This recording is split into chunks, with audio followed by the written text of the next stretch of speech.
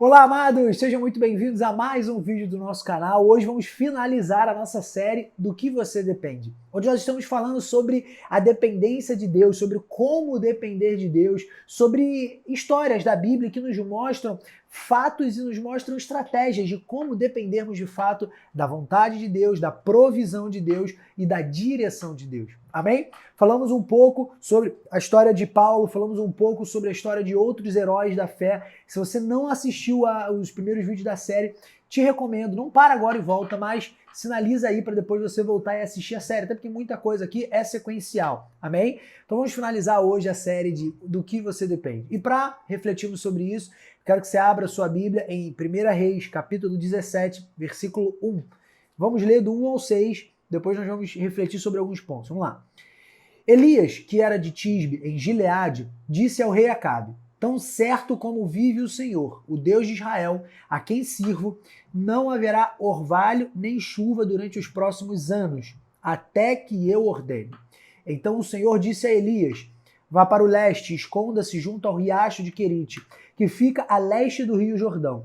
Beba a água do riacho e coma o que os corvos lhe trouxerem, pois eu dei ordem para levarem alimento até você. Elias fez o que o Senhor ordenou e acampou junto ao riacho de Querite, a leste do Jordão. Os corvos lhe traziam pão e carne de manhã, e à tarde ele bebia água do riacho. Depois de algum tempo, porém, o riacho secou, pois não caía chuva em parte alguma da terra. Amém, amados? Essa história mexe muito comigo, porque me ensina muito sobre o agir de Deus e principalmente sobre a dependência de Deus. Existem várias coisas aqui nessa história que nos mostram como depender de Deus e principalmente como que Deus quer que nós dependamos dele. Acho que isso é o mais importante, é entender a direção de Deus para a nossa vida e não apenas falarmos: Deus, eu dependo de você, que seja feita a sua vontade, mas não agirmos coerentemente com isso, não pensarmos condizente com isso. Amém? Então, vamos primeiro entender o contexto histórico dessa passagem. Aqui a gente está falando um pouco sobre a história do profeta Elias. Foi um dos grandes profetas da sua época e ele foi profeta no momento onde o rei era o rei Acabe. Era um rei basicamente idólatra que não seguia todos os preceitos e todos os mandamentos de Deus e ele era muito influenciado por todas as pessoas ao seu redor, principalmente por uma de suas esposas chamada Jezabel. Você já deve ter ouvido falar sobre a Jezabel, que era uma das figuras de linguagem mais conhecidas como o demônio da época, e ela foi uma das principais influências malignas do rei Acabe. E no meio dessa circunstância política, histórica, econômica, o rei Acabe toma muitas decisões políticas contra a vontade de Deus, ou seja, decisões que influenciavam, por exemplo, na idolatria do povo, decisões sobre outros altares, muitas decisões que Deus não gostava, muito menos direcionava o rei. Por conta disso, Elias decide confrontar o rei. E no meio de um desses confrontos, ele chega e ordena para que o céu não haja mais orvalho. Ou seja, ele chega e fala: Acabe, seguinte, a partir de agora não vai mais ter orvalho nem chuva nessa terra, até que eu ordene. Tudo isso era por conta de um contexto onde as pessoas não acreditavam e nem seguiam mais a vontade de Deus. E ele chega sendo uma figura ali que representava Deus por ser um dos profetas, mas não por direção de Deus. Ele chega aí por decisão própria, por vontade própria, ele dá uma ordem aos céus. Primeiro de tudo, eu aprendo a como ter uma fé para depender da vontade de Deus no meio dessa circunstância. Porque Elias chega e profetiza sobre o céu. Céu, seguinte, a partir de agora não tem mais chuva, porque eu estou ordenando. Imagina você ter tamanha fé. Às vezes eu leio essa história e às vezes até me parece meio snob da parte do Elias falar dessa forma. Nossa, como é que eu dou uma ordem ao céu? Céu, não tenha mais chuva. É como eu chegar hoje e falar: céu, amanhã eu não quero mais sol, eu não quero mais lua, amanhã eu não quero mais que chova, eu não quero mais que tenha relâmpagos. É como dar ordens para coisas que são naturalmente incontroláveis ao nosso controle. Só que Elias sabia que Deus estava do lado dele. E por ter tamanha convicção, tamanha certeza, ele sabia que ele estava agindo na direção de Deus, por mais que não estivesse obedecendo diretamente uma direção de Deus. Então ele dá uma ordem ao céu, para que o céu não tenha mais orvalho e nem chuva durante os próximos anos, até que ele ordene o contrário. E no meio daquela circunstância, Deus mostra que além de ser complacente com a vontade de Elias, com a ordem que Elias deu, ele também dá uma nova direção para Elias. Então, no meio daquela circunstância, Elias chega e se posiciona contra toda aquela idolatria e todas aquelas decisões erradas. E a partir desse posicionamento, Deus instrui ele para uma nova geografia. E Deus chega e fala: Elias, vá agora para o rio Querite, que lá já tem água preparada para você no riacho, e lá eu já dei ordem para os corvos para te alimentarem. Uma coisa que me chama muita atenção. Primeiro de tudo é o posicionamento de Elias quando ele decide confrontar o rei, que era a figura com maior autoridade da época. Segundo de tudo é a forma com que Deus decide ser complacente com a direção que Elias dá para o rei e ele decide instruí-lo para uma nova geografia. Ou seja, no momento de dificuldade, no momento onde o profeta não sabia o que fazer, Deus chega e dá uma nova geografia para ele, onde naquela geografia Deus deixa claro que há uma provisão. Muitas vezes nós estamos esperando de Deus em alguns locais, quando Deus já nos deu ordem para sair de um local e ir para outro, porque às vezes em outra geografia física há a nossa provisão, há a nossa resposta, há aquilo que nós pedimos a Deus. Muitas vezes nós estamos esperando e não obedecendo ordens de Deus. Então, às vezes, Deus já falou para você: se mude de cá para lá, saia desse emprego e vá para o outro, saia desse emprego, por exemplo, e abre o teu negócio, saia disso daqui e faça aquilo, saia dessa decisão, saia dessa direção que é da tua cabeça e vá para essa direção que é da minha mente, é do que eu planejo para você. E às vezes nós estamos esperando que Deus resolva numa situação, numa geografia que não é a geografia que Deus quer. Então aqui Deus deixa claro que para prover para Elias ele precisava ir para uma nova geografia. E muitas vezes isso acontece nas nossas vidas. E se não nos atentarmos e não mudarmos de geografia, muitas vezes não vamos ver o agir de Deus. E vamos ficar como o povo no deserto, esperando por anos, talvez uma vida inteira, e acreditando que Deus não está conosco, que Deus não responde, quando na verdade só nos faltou discernimento para obedecer uma direção de mudança geográfica. Amém? Mas uma terceira coisa me chama muita atenção, que depois que ele muda de geografia, ele chega lá e lá ele tem provisão, ele tem bebida, ele tem água, ele tem a comida que vem alimentada por corvos. Ou seja, a Bíblia nos diz que corvos chegam diariamente, 2 vezes por dia, e soltam carne e pão para Elias comer. Isso, para mim, quando eu fico imaginando isso, eu confesso que mentalmente é difícil de entender, racionalmente é difícil de entender. Mas quando a gente medita nessa palavra, principalmente do ponto de vista espiritual, a gente começa a entender o tamanho, o zelo, o cuidado, o carinho nos detalhes que Deus tem com a gente. Quando Deus nos instrui para uma nova geografia, quando Deus nos dá uma nova direção, Ele já preparou tudo.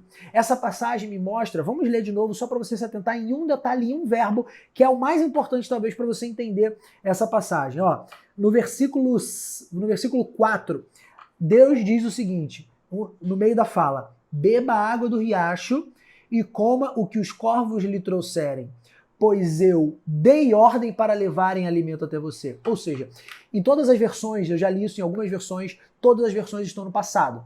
Algumas falam eu dei, outras falam eu já ordenei, outras usam outros verbos, mas todas estão no passado. Então aqui o que Deus está falando para Elias é: Elias, vai para essa nova geografia, porque nessa nova geografia eu já dei ordens para corvos te alimentarem. Ou seja, Deus não está falando: Elias, vai para lá que eu vou mandar os corvos te alimentarem, que se você for eu vou mandar os corvos. Não, não. Deus está falando: vai, e quando você chegar lá já vai ter a provisão preparada. Assim como lá em Jeremias, por exemplo, quando aquele homem, o Jeremias, né, o profeta, chega na casa do oleiro, quando ele chega lá, o oleiro já está trabalhando. Assim como quando Deus escolheu Davi, quando ele chegou, Davi já estava trabalhando. Na maioria das vezes, os milagres divinos, os milagres dos céus, quando nós fomos viver ele, já existe um trabalho por trás na direção do nosso milagre. Então, no meio disso, Elias estava dependendo de uma provisão, porque não ia ter chuva. E, parênteses, nessa época, todo o contexto econômico girava através da agricultura, ou seja, as pessoas cultivavam os alimentos, colhiam, vendiam parte deles e se alimentavam deles. O que significa? Que sem chuva, sem comida, muitas mortes, muitas doenças e por aí vai. Ou seja, o caos estaria instalado, mas Elias estava guardado.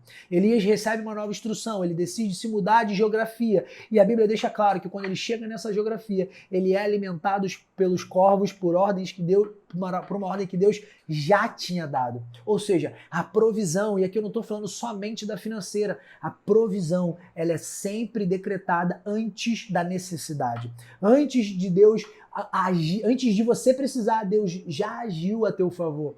Pensa, por exemplo, quando Deus pediu para Abraão para levar seu filho Isaque como sacrifício. Ele chegou e falou: Abraão, vá lá e leva o seu filho em sacrifício. No meio do caminho, Isaque chega para o pai e fala: pai, mas espera aí, tem alguma coisa de errado, a gente está indo para o sacrifício, legal, bacana, estamos cumprindo a vontade de Deus, mas cadê o cordeiro? Está faltando o cordeiro. Onde que está o cordeiro que Deus pediu? E Abraão responde para Isaque: meu filho, Deus proverá para si mesmo o cordeiro perfeito. E depois essa passagem se cumpriu lá com a história de Jesus, quando Jesus se entregou por nós na cruz. Mas o mais importante é, quando Deus dá uma ordem, quando Deus dá uma direção, Ele nunca te botará numa situação em que você precise de uma provisão que Ele já não tenha ordenado.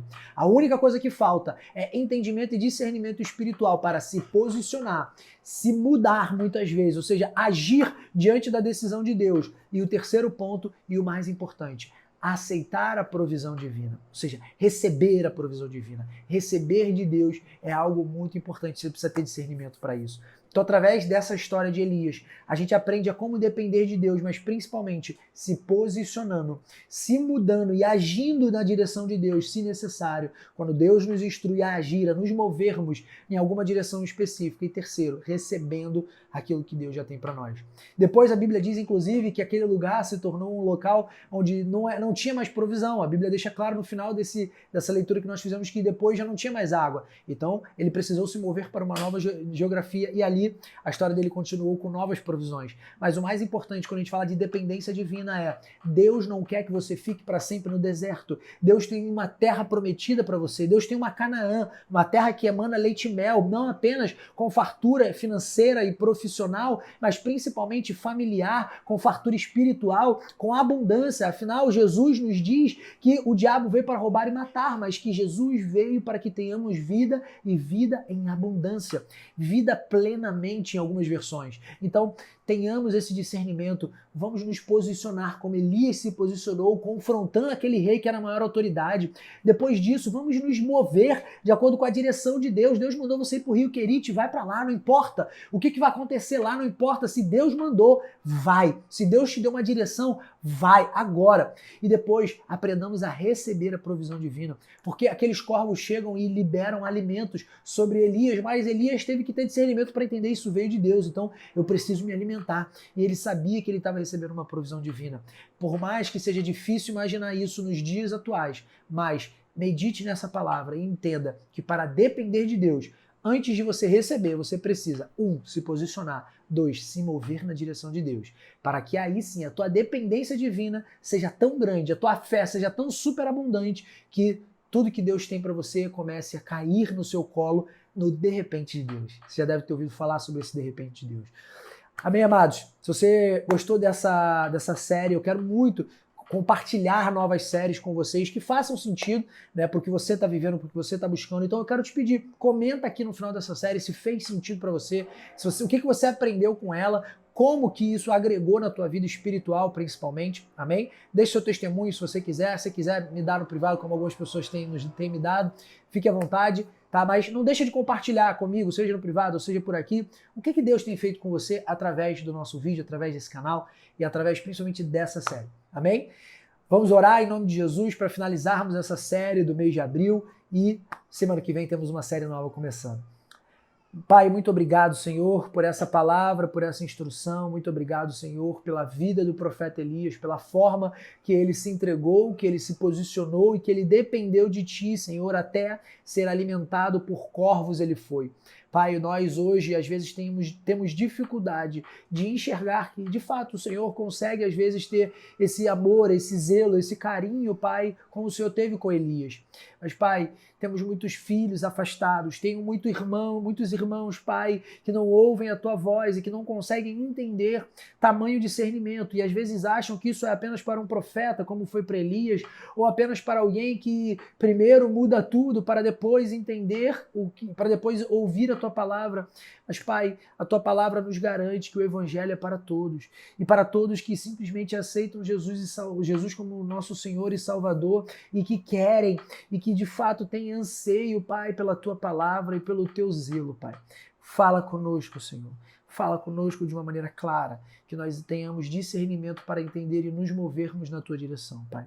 Em nome de Jesus, Senhor, nos ensina a depender 100% de ti. Amém. Amém, amados? Até semana que vem com mais uma série começando.